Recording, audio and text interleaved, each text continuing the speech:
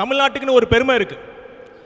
நான் வட மாநிலங்கள்லாம் போறப்ப என்னோட நண்பர்கள், என்னோட சக அதிகாரிகள்லாம் சொல்லுவாங்க, தமிழ்நாடு எப்படி இப்படி அமைதியா இருக்கு, இங்கெல்லாம் பார்த்தீங்கன்னா அங்கே சர்வசாதாரணமாக கொலை கொள்ளை கற்பழிப்புலாம் நடக்கும், அப்படிலாம் இல்லாமல் மிகவும் குற்ற நிகழ்வுகள் மிக கம்மியாக இருந்த மாநிலம்னா அது தமிழ்நாடு தான்.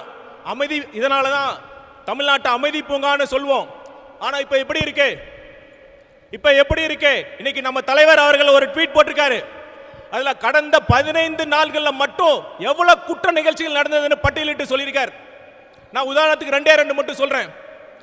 தூத்துக்குடி மாவட்டத்தில் ஒரு 17 வயது சிறுமி இயற்கை உபாதை கழிக்க போறப்ப பாலியல் வன்கொடுமைக்கு ஆளாக்கப்பட்டு துண்டு துண்டாக வெட்டி அந்த சிறுமி கொலை செய்யப்பட்டிருக்கிறாள். இங்க மதுராந்தகத்தில் 14 வயது சிறுமி பாலியல் வன்கொடுமைக்கு ஆளாக்கப்பட்டு இரவு முழுவதும் ஒரு காட்டில் தவித்து 10 கிலோமீட்டர் நடந்தே சென்று காவல் நிலையம் போயிருக்காங்க. சார், நான் சிஎம் சார் உங்கள்கிட்ட ஒன்று மட்டும் கேட்குறேன். நீங்கள் 5000 ரூபா கொடுத்தீங்களே, அது இந்த மாதிரி கொலை செய்யப்பட்ட பெண்களுக்கு இறுதி சடங்கு செய்யறதுக்கா, ஈமை சடங்கு செய்யறதுக்கா நீங்கள் பணத்தை கொடுக்குறீங்க? பாதுகாப்பு இல்லாம முதல்ல ஒரு அரசோட கடமையே பாதுகாப்பு தான். அது பாதுகாப்பு, அந்த பாதுகாப்பு கொடுக்க தவறி நீங்க என்ன நலத்திட்டங்கள் கொடுத்தாலும் மக்கள் கண்டிப்பா ஏத்துக்கவே மாட்டாங்க. நீங்க சொல்லலாம், போன ஆட்சியில் குற்ற நிகழ்வு நடக்கலையா, இப்ப மட்டும் தான் நடக்குதா நீங்க கேட்கலாம்.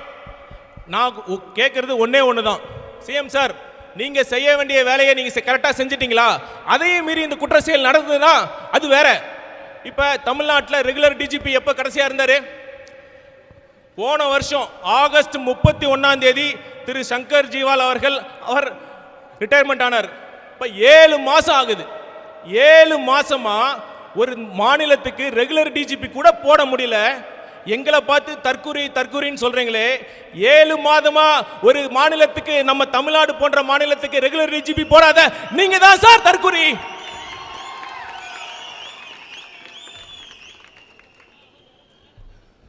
இப்ப ஒரு முதலமைச்சரா இருந்தா ஒன்று சில தகுதிகள் வேணும், அவரா முடிவெடுக்கணும். சுயபுத்தின்னு சொல்லுவாங்க, சில பேர் சொல்லுவாங்க சொல் புத்தின்னு சொல்லுவாங்க. அது இருக்கா? இந்த ரெண்டும் இருக்கான்னு நான் மக்கள்கிட்டே கேள்வியை விட்டுறேன். இப்போ பாருங்க, நாங்கள் இந்த விஷயமா பலமுறை கோரிக்கை விடுத்து பார்த்தோம், கண்டிச்சு பார்த்தோம், ஜோக் அடிச்சு கூட பார்த்தோம். அப்ப கூட சிஎம் சாருக்கு ஏன் ஒரு ரெகுலர் டிஜிபி போட முடியல எனக்கு தெரியல.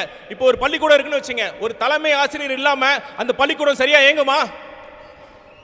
அது மாதிரி இதெல்லாம் ஒரு அடிப்படை, ஒரு முதலமைச்சரோட அடிப்படை கடமையே சட்டம் ஒழுங்கு தான். அந்த சட்டம் ஒழுங்குக்கு அடிப்படையான ஒரு ரெகுலர் டிஜிபி கூட போட முடியாத ஒரு திறனற்ற முதலமைச்சராக நம் ஸ்டாலின் சார் அவர்கள் இருப்பது மிக மிக வருத்தமா இருக்கு.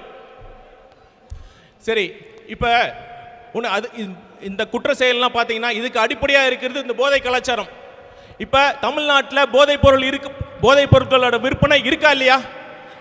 ஒரு அமைச்சர் சொல்றார் தமிழ்நாட்டில் கஞ்சா இல்லைன்னு சொல்றார்.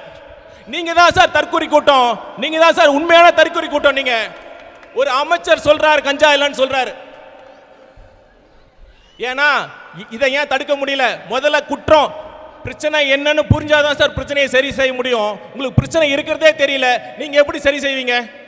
இந்த அடிப்படை கூட உங்களுக்கு தெரியல. கண்டிப்பா நான் சொல்றேன், தமிழ்நாடு உங்ககிட்ட சிக்கி சின்னாமனமா போயிட்டு இருக்கு. இதெல்லாம் மக்கள் பார்த்துக்கிட்டு தான் இருக்காங்க. அடுத்து இங்க பார்த்து அடுத்த விஷயம், நம்ம போராட்டத்தோட இன்னொரு முக்கியமான விஷயம்னா சாதிவாரி கணக்காய்வு.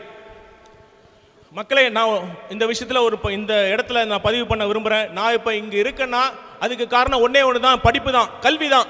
இந்த கல்வி கிடைக்கணும்னா இட வசதி, இட ஒதுக்கீடு மிக மிக அவசியம். இப்போ இந்த இட ஒதுக்கீடு நமக்கு சாதாரணமாக கிடைக்கல. நல்லா புரிஞ்சுங்க, இந்த இட ஒதுக்கீடு நமக்கு சாதாரணமாக கிடைக்கல. நம்ம அரசியல் அமைப்பு சட்டத்தின் முதல் ஒரிஜினல் வெர்ஷன்ல இட ஒதுக்கீடு கொடுக்கப்படலை. அதை கொடுக்க வழிவகை செஞ்ச முதல் அமெண்ட்மெண்ட், முதல் சட்ட திருத்தம் இங்க இருந்து தமிழ்நாட்டில் நடந்த போராட்டத்தினால தான் நடந்தது. இப்ப நீங்களே சொல்லுங்க, இப்ப சென்னையில கான்வென்ட்ல படிக்கிற ஒரு மாணவனையும் ஒரு கிராமத்தில் தமிழ் மீடியத்தில் படிக்கிற ஒரு பட்டியலின மாணவனையும் கம்பேர் பண்ண முடியுமா? முடியாதுல்ல. அதுக்காக தான் இட ஒதுக்கீடு.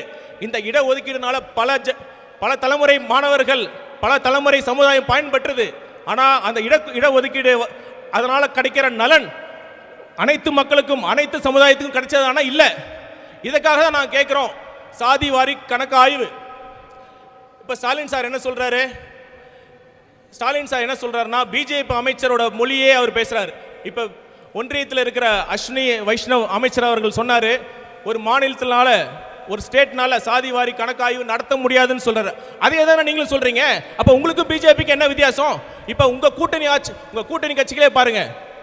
இப்ப காங்கிரஸ்ல கர்நாடகாவில் நடத்திருக்காங்க, 2 முறை நடத்திருக்காங்க. 2015 ஒரு வாட்டி நடத்திருக்காங்க, 2025 ஒரு வாட்டி நடத்திருக்காங்க. காங்கிரஸ்ல ரேவந்த் ரெட்டி அவர் தெலங்கானால அவர் நடத்திருக்கார். அது மட்டுமல்ல எஸ்பி அகிலேஷ் யாதவ் அவரோட தேர்தல் வாக்குறுதியிலும் சாதிவாரி கணக்கெடுப்பு நடத்தப்படும் சொல்லியிருக்கார். இதை ஏன் நீங்க நடத்த மறுத்துறீங்க? சமூக நீதின்னு சொல்லி மக்களை ஏமாத்திட்டு உண்மையான சமூக நீதிக்கு வழிவகுக்கக்கூடிய ஒரு படியை கூட நீங்க செய்யலங்கிறதா உண்மை. இதை மக்கள் கண்டிப்பாக புரிஞ்சுக்கிட்டு உங்களை துரத்தி அடிக்க போறாங்க.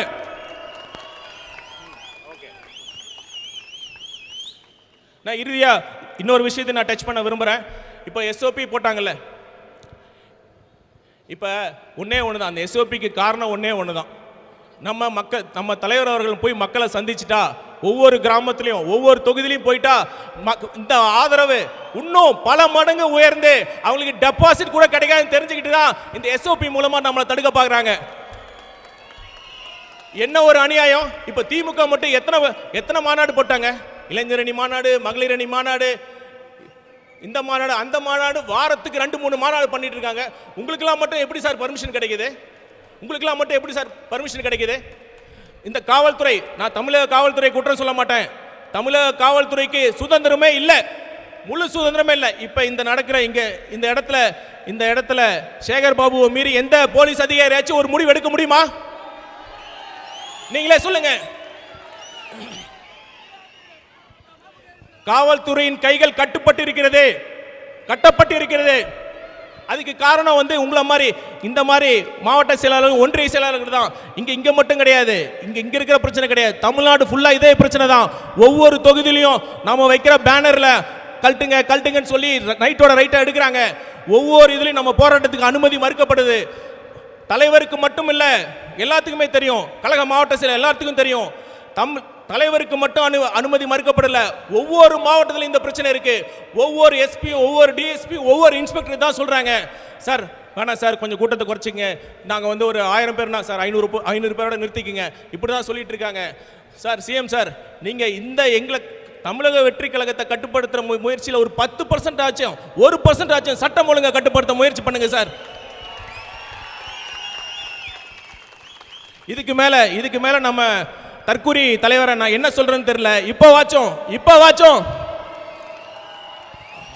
கடைசியா ஒண்ணு சொல்லி திருப்பி நான் சொன்னதை ரிப்பீட் பண்ணி முடிச்சுக்கிறேன். 7 மாசமா இந்த மாநிலத்துக்கு ரெகுலர் டிஜிபி போடாத நீங்க தான் சார் தற்கூரி, நீங்க தான் சார் உண்மையான தற்கூரி. நன்றி, வணக்கம்.